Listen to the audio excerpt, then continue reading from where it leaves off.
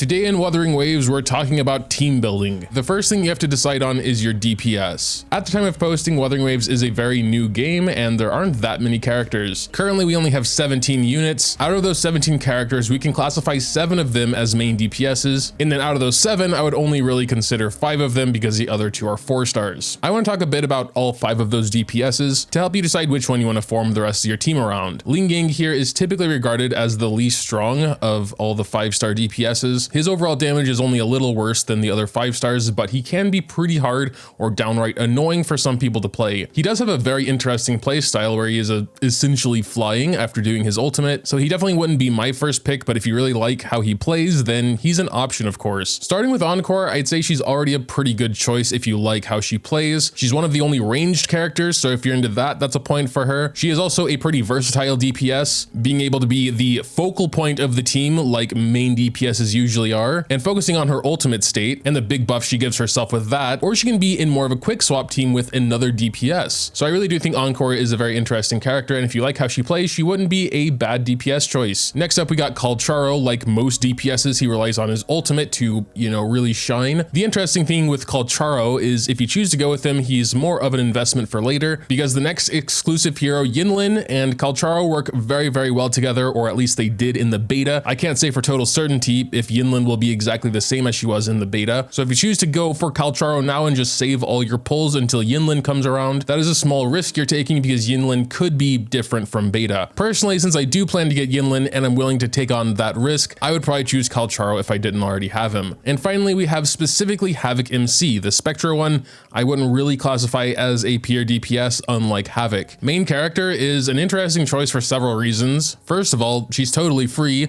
All of her constellations or sequences are completely free. They're not all available yet, but they will be in the future, and she can actually do some very solid damage without the use of her ultimate. Of course, her ultimate is strong, but filling up her Forte gauge allows you to go into her special mode where she really starts to do her big damage. And lastly, we have Jian. He is considered to be the strongest DPS right now, but as he is an exclusive hero, you might need to spin for him unless you get very lucky. He is, again, like most DPSs, very ultimate focused. He won't do that much outside of his ultimate, but his ultimate is very strong, both in AoE and single target situations. And compared to some other characters like Calcharo, he is actually quite easy to play well. So for the general player base, if you did happen to pull Jian, I would focus your team around him. I think he has like the best of all worlds currently, which is obviously a little subjective. If you are a sweaty nerd and don't mind, having to practice Calcharo's rotations over and over to get them down well, and you do plan to pick up Yinlin, then I would absolutely go for Calcharo. And then if you're a little bit more on the casual side, want someone a little easier to play,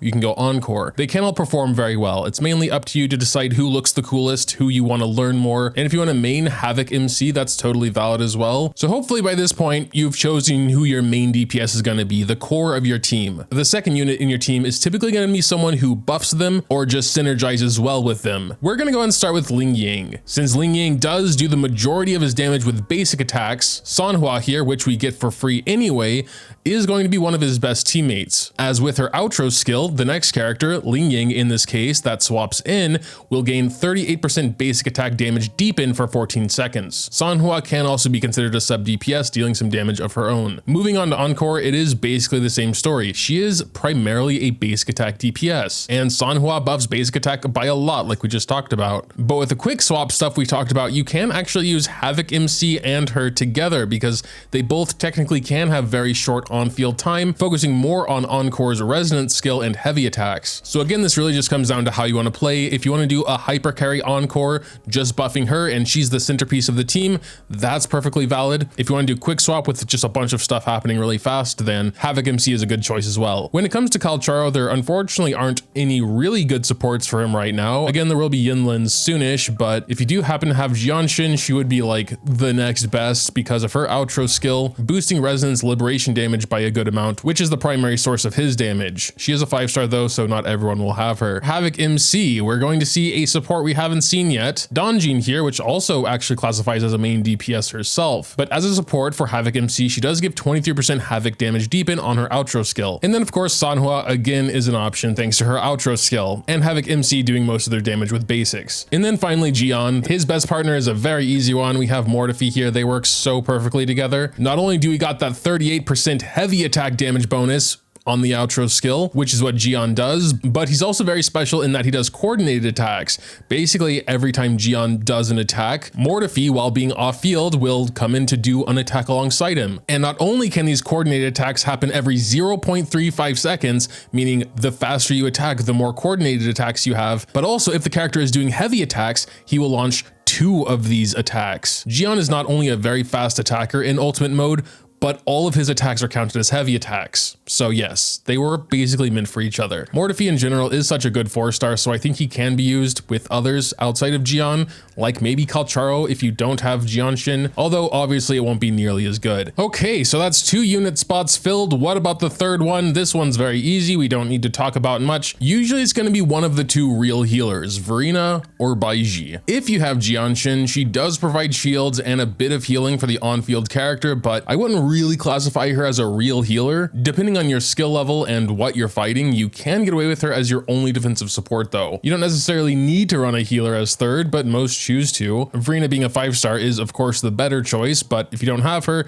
Baiji works fine. I raised them both because we need multiple teams in Tower of Adversity. There are some teams, or maybe just people, that choose to run without a healer, like in the quick swap Havoc MC Encore team. Instead of a healer, you could throw Sanhua in there as well to boost all their basic attacks, or Havoc MC, Donjin, and Sanhua all together. I'm not going to go too much into the healerless teams because for most people I do recommend having a healer. For single target things like bosses, you might be able to get away with it, but when there's multiple enemies, you know, all attacking at the same time, taking damage is going to be almost inevitable. So hopefully with that you have a better idea about who your first team is going to be. In Wuthering Waves, much like Genshin and Star Rail, you do need multiple teams for the end game content. My 2 teams currently are Jian, Mortefi, and Verena, and Kalcharo, Jianshin, and Baiji. Again, since I do plan to try and get Yinlin, Jianshin will most likely get replaced with her. For the vast majority of content in Wuthering Waves though, you are only going to use 3 units. So I would of course put all your resources into them first until they're good, which means getting them to the max level they can, starting with your DPS of course. And if you want to take Tower of Adversity seriously early on, then you can choose to max out your secondary DPS as well before moving on to your main team supports like your healer. It does of course depend, like Mortefi can be a very nice source of damage, so I of course prioritized him before my secondary DPS. But someone like Verena, who is mainly there to heal and provide other support, it would have been fine to leave her at 50 until I got like my secondary DPS called Charo here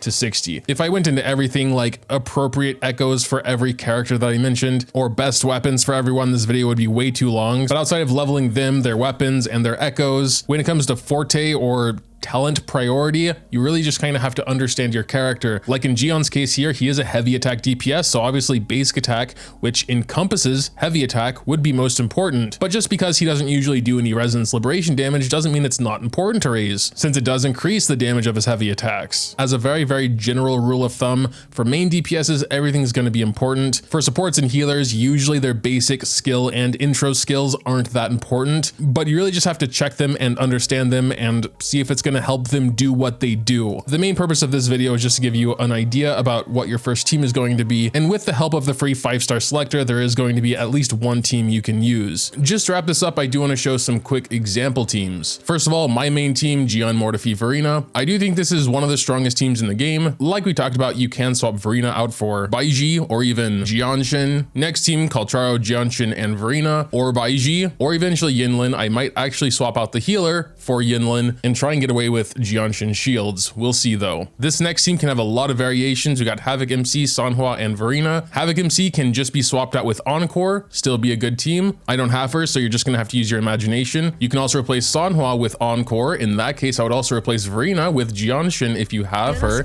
That would be more of a quick swap team then. And then we can also have Donjin here, acting as more of a support for Havoc MC. And also, if you really want to go for Ling Yang, here's one example team for him as well. I know we're seeing a lot of the same supports, but that's just because we don't really have that many units yet. And unfortunately, a lot of the other 4-stars or supports or buffers for the main DPS just aren't as good as the few we're showing here. But yeah, I suppose that'll pretty much do it for the video here. Let me know what you think in the comments down below. Dropping a like or subscribing to the channel if you enjoyed is always greatly appreciated as well. Thanks, as always, for watching, and until next time.